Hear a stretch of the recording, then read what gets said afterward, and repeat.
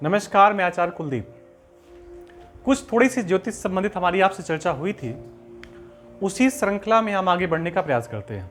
बहुत जल्दी नहीं बोलेंगे, क्योंकि जिन्हें सीखना है उन्हें तो फिर पूरा वीडियो देखना ही पड़ेगा। चैनल पर अगर पहुँचे हैं तो सब्सक्राइब करना बिल्कुल भी ना भूलें, जिससे कि ऐसी सुंदर जानकारियाँ, जो श्रेष्ठ जानकारियाँ हैं, आप तक आसानी से पहुँचती रहें।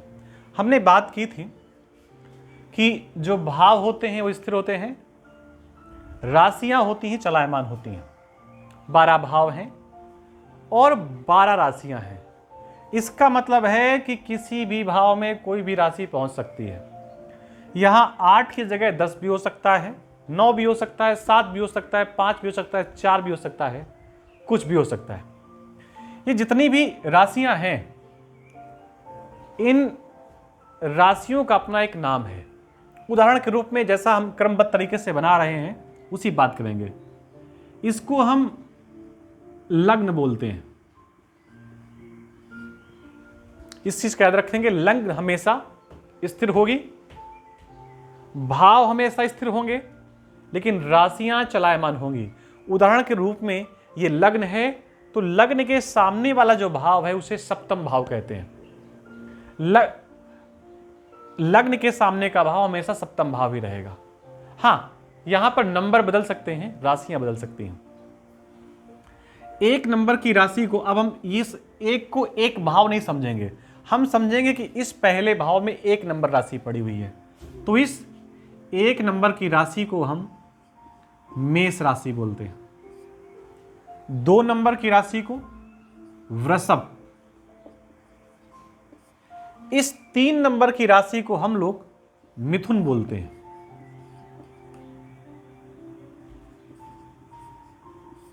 इस 4 नंबर की राशि को हम लोग कर्क बोलते हैं। हम जो भी सीखेंगे हिंदी में सीखेंगे और प्रयास करेंगे कि इंग्लिश का वर्ड उपयोग ना हो, क्योंकि बहुत जगह लोगों को प्रॉब्लम होती है। जो ये 5 नंबर है, इस 5 नंबर की राशि को सिंह राशि बोलते हैं। 6 नंबर की राशि को कन्या राशि बोलते हैं। 7 नंबर की राशि को तुला राशि बोलते हैं। 8 नंबर की राशि को वृश्चिक, और फिर धनु, मकर, कुंभ और मीन। प्रत्येक राशि के नाम का अपना मतलब है। सबका मतलब धीरे धीरे हम डिस्कस करेंगे, लेकिन एक समझने का प्रयास करते हैं। तुला, तुला का मतलब होता है जो चीजों को बैलेंस रखे। आम बोलचाल में इसे तराजू भी बोलते हैं। और एक और भाषा होती है जिसमें इसको धर्म कांटा भी बोलते हैं। जो ये सप्तम भाव होता है, व्यक्ति के पार्टनर का भाव होता है, और जो पार्टनर होता है उसे धर्म पत्नी बोलते हैं। तो ये कहने का मतलब है ये तुला है। यहां पर जैसे एक नाम आता है कुंभ। कुंभ में अगर आप आकार जोड़ दो तो कुंभकार हो जाएगा। कुंभ का मतलब होता है घड़ा। मीन, ये मछली के स्वभाव जैसा है। तो इस प्रकार हमने थोड़ा सा समझने का प्रयास किया कि प्रत्येक राशि का अपना एक नाम होता है। प्रत्येक, देखिए कोई भी राशि पड़ी है, कुछ भी पड़ा है, तो उसका कोई ना कोई तो स्वामी होगा। प्रत्येक राशि का अपना एक स्वामी होता है। अब यहां फिर एक थोड़ा सा खेल होता है। राशियां कितनी हैं? 12। और ग्रह कितने हैं? 9।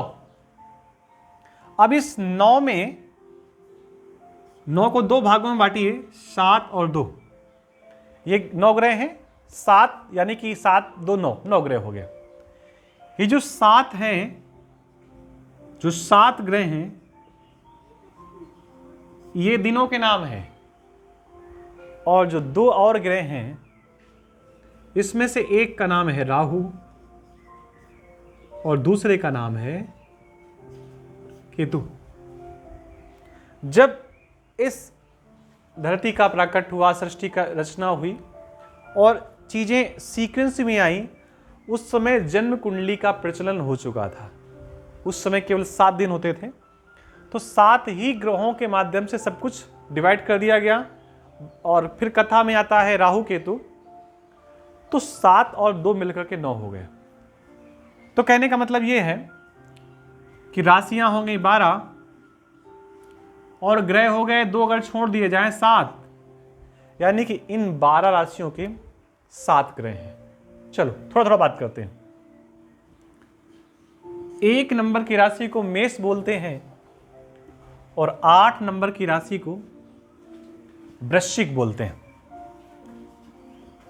ये दोनों राशियां हैं 1 और 8। इन दोनों राशियों का जो स्वामी है उसे मंगल कह सकते हैं। दूसरी भाषा में यह कह सकते हैं कि मंगल की दोनों राशियां हैं। इन दोनों राशियों का स्वामी मंगल है या मंगल की 2 राशियां हैं। चलो आगे बढ़ते हैं।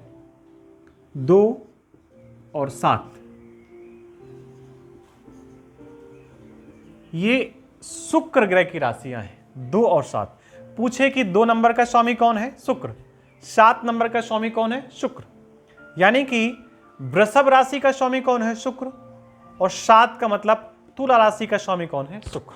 आगे आते हैं। 3 और 6, ये 3 नंबर की जो राशि है उसे मिथुन कहते हैं। 6 नंबर की राशि को कन्या बोलते हैं। और इनका जो स्वामी है वो कौन है? बुध। आगे आते हैं 4, इसको कर्क बोलते हैं और कर्क का स्वामी चंदा मामा। चलो आते हैं 5। 5 का मतलब सिंह और सिंह का स्वामी हो गया सूर्य। आगे बढ़ते हैं। 5 हो गया, 7 हो गया, 8 हो गया, 9 और एक राशि बची जिसका नाम है 12। इन दोनों का स्वामी कौन है? गुरु।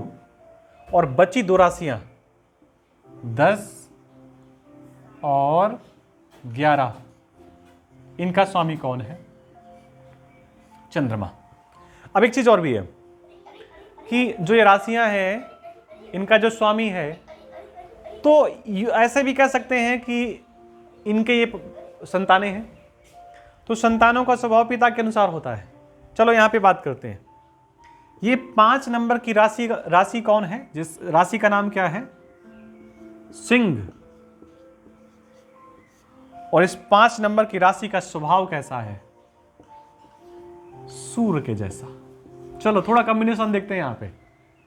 जेठ का महीना हो, चैत्र का महीना हो, वैशाख का महीना हो। अंग्रेजी भाषा की बात करें तो मई, जून, जुलाई, अप्रैल का महीना हो। गर्मी कैसी होती है? मतलब जैसे कड़ाके की ठंड होती है वैसे ही कड़ाके गर्मी होती है। थोड़ा सा इसका मतलब यहां पर है कि सिंह राशि का जो स्वामी होगा वो सूर्य के जैसा तेजवान, बलवान और इस प्रकार होगा। तो इस प्रकार प्रत्येक राशि और उसके स्वामी के बारे में हमने चर्चा कर ली। आते हैं 4 नंबर पे। 4 का मतलब कर्क और कर्क का स्वामी चंद्रमा। यानी इस राशि का जो स्वामी है या इस राशि का जो स्वभाव है वो बड़ा सौम्य स्वभाव है, सुंदर स्वभाव है, शीतल स्वभाव है। चलो यहां बात करते हैं 9 और 12।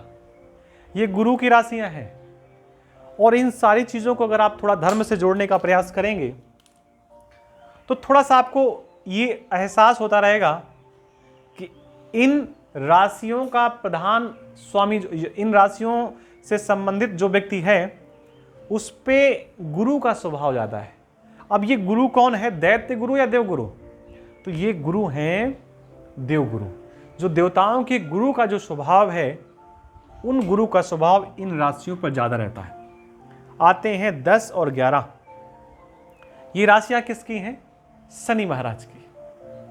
शनि महाराज का जो नाम है, बड़े आदर, बड़े प्रेम, बड़े सद्भाव के साथ लेना चाहिए, क्योंकि शनि महाराज कर्म के दाता हैं, कर्म प्रदान करने वाले हैं। तो इन राशियों में जन्मे व्यक्ति का स्वभाव शनि के जैसा होता है। 1 और 8, मेष और वृश्चिक, इन राशियों में जन्मे व्यक्ति का स्वभाव मंगल के स्वभाव के जैसा होता है। 2 और 7 राशियों में जन्मे व्यक्ति का स्वभाव शुक्र के जैसा स्वभाव होता है। और 3 और 6 यानी कि बुध और कन्या, इन राशियों में जन्मे व्यक्ति का स्वभाव बुध के जैसा होता है। चलो थोड़ा सा एक बात और इसी में कर लेते हैं, फिर इस वीडियो को यहीं पर एंड करते हैं। अभी थोड़ी सी चर्चा और करेंगे। हमने यहां पर एक बात कही, इन राशियों में जन्मे व्यक्ति का स्वभाव, इसी के साथ हम एक और शब्द यूज कर सकते हैं, इन लग्नों में जन्मे व्यक्ति का स्वभाव। उदाहरण के रूप में हमने बात की थी, अभी यहां पर आपसे इसको हटा देते हैं, फिर दोबारा बात करते हैं। तत्काल, बिना किसी समय को विलंब किए हम पंडित जी के पास जाते हैं और पंडित जी हमारे कह देते हैं तत्काल कि जो आपका जन्म हुआ है वो कर्क राशि में हुआ है और आपकी जो लग्न है वो मीन राशि की है। पंडित जी ने कहा आपकी जो लग्न है वो मीन राशि की है। लग्न कौन सी है? ये पंडित जी ने कहा कि आपका जो लग्न है वो मीन राशि का है, यानी कि तत्काल दिमाग में आ जाना चाहिए कि यहां पर कितने नंबर की राशि होगी? 12 नंबर की। अगर पंडित जी ने कहा कि जो आपका जो जन्म है वो कर्क राशि का है, यानी कि तत्काल यहां पर आ जाना चाहिए कि 4 नंबर। किसी पंडित जी ने कहा कि आपका जो जन्म है, माफ करिए लग्न की बात कर रहा हूं मैं, सिंह लग्न में जन्म हुआ है, इसका मतलब 5 है। किसी ने कह दिया आपका जन्म कन्या लग्न में हुआ है, इसका मतलब यहां पर 6 नंबर होगा। किसी ने कह दिया आपका जन्म वृषभ लग्न में हुआ है, यानी कि 2 नंबर हो गया यहां पर। किसी ने कह दिया आपका जन्म वृश्चिक लग्न में है, यानी कि 8 नंबर हो गया। किसी व्यक्ति ने कह दिया कि आपका जन्म तुला लग्न में है, यानी कि यहां पर 7 नंबर हो गया। किसी ने कह दिया कि आपका जन्म धनु लग्न में है, यानी कि यहां पर 9 नंबर हो गया। किसी ने कह दिया कि आपका जन्म मकर लग्न में है, यानी इसका मतलब यहां पर हो गया 11 नंबर। माफ करिए 10 नंबर मकर। अगर किसी ने कहा कि आपका जन्म मकर लग्न में हुआ है, इसका मतलब यहां पर 10 नंबर होगा। किसी ने कहा आपका जन्म कुंभ लग्न में हुआ है, यानी कि फिर यहां पर 11 नंबर होगा। तो इतना तो कंफर्म हो गया कि कोई व्यक्ति ये कहता है कि आपका जन्म इस लग्न में हुआ है, तो लग्न का लगभग परिचय हमें प्राप्त हो चुका है। थोड़ा आगे का परिचय हम आगे वीडियो पे करेंगे, तब तक अभी इस वीडियो को यहीं पर समाप्त करते हैं। आप सबको नमस्कार। निश्चित आपको वीडियो अच्छा लगा होगा। चैनल पर पहली बार आए हैं तो सब्सक्राइब करना बिल्कुल भी ना भूलें।